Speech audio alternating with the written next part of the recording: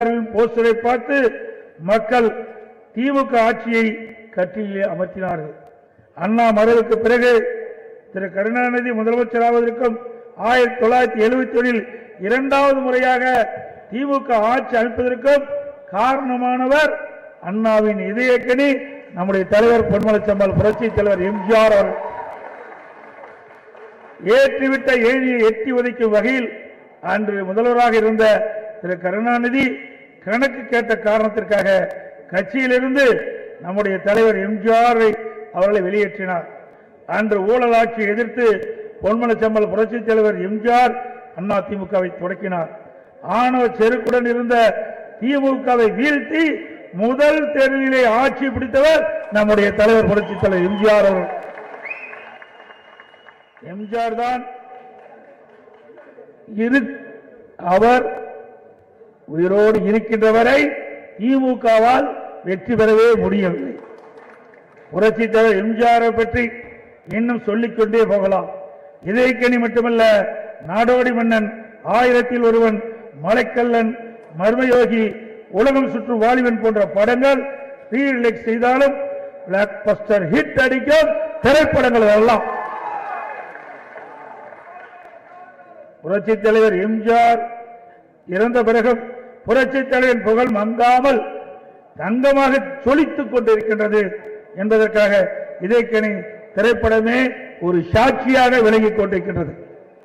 சினிமாவில் அரசியலை புகுத்தி வெற்றி கண்ட ஒரே தலைவர் நம் புரட்சி தலைவர் எம்ஜிஆர் அவர்கள்தான். சினிமாவில் அசைக்க முடியாத சூப்பர் ஸ்டார்.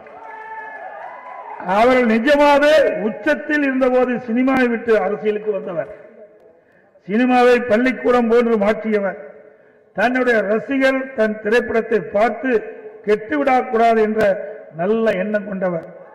அதனால்தான் ஒரு திரைப்படத்தில் கூட அவர் குடிப்பது போன்ற மற்றும் புகைப்பது போன்ற வன்முறையை தூண்டுகின்ற ஒரு காட்சி இடம்பெறவில்லை.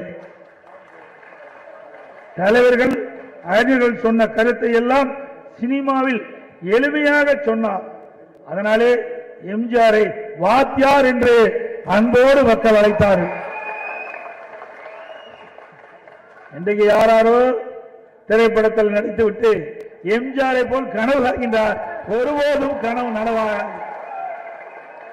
தன் புரட்சி தலைவர் எம்ஜிஆர் அவர்கள் உயிரோடு இருக்கின்ற பொழுது கொடுத்து கொடுத்து சிவந்த கருத்துக்கு சொந்தக்காரர். இந்த மண்ணிலே மறைந்தாலும் அவர் இன்றைக்கும் மக்கள் மனதிலே வாழ்ந்து கொண்டிருக்கின்றார். அவர் இறந்த பிறகும் தன்னுடைய சொத்துக்களை வாய் பேசாதவர், காது கேளவருக்கு தன்னுடைய சொத்தை கொடுத்து அந்த குழந்தைகளை காப்பாற்றிய பெருமை நம்முடைய தலைவருக்கு ஒருவருக்கு மட்டும்தான். திரைப்படங்களில் மக்களுக்கு என்னெல்லாம் செய்தோம் என்று சொன்னாரோ அவை எல்லாவற்றையும் முதல்வராக வந்து செய்து காட்டியவர் நம்முடைய தலைவர் புரட்சி தலைவர் எம்ஜிஆர் அவர்கள். கல்வி பொருளாதாரத்தில் ஒரு சமூக புரட்சி செய்தார்.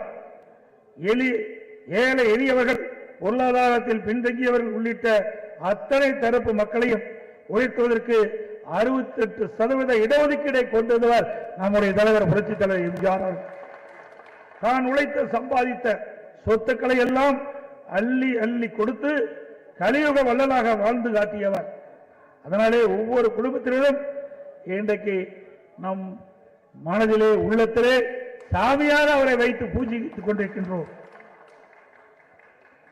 ஒவ்வொரு குடும்பத்திலும் ஒருவர் அவரது பக்தராக, ரசிகராக இன்றைக்கும் இருந்து கொண்டிருக்கிறார்கள். டிஜிட்டல் மயமாக்கப்பட்ட இதயக்கனி படத்தை ரீரிலீஸ் செய்திருக்கும் உலக எம்ஜிஆர் பேரவைக்கு என்னுடைய மனமார்ந்த நன்றியை இந்த நேரத்தில் தெரிவித்துக் கொள்கின்றேன். அதோடு இதயக்கனி படம் வெளியிட்டு ஒத்துழைப்பு கொடுத்த தியேட்டர் உரிமையாளர்களுக்கும் ரசிகர்களுக்கும் என் மனமார்ந்த நன்றியும் வணக்கத்தையும் தெரிவித்துக் கொள்கின்றேன். விரைவில் பொன்மனச்செம்மல் புரட்சி தலைவர் வழியிலான அம்மா ஆட்சியை அமைப்போம். தமிழகத்தை மீண்டும் ஒரு பொற்கால ஆட்சியாக கொண்டு வருவோம் என்று கூறி வாய்ப்புக்கு நன்றி கூறி விடைபெறுகின்றேன். நன்றி, வணக்கம்.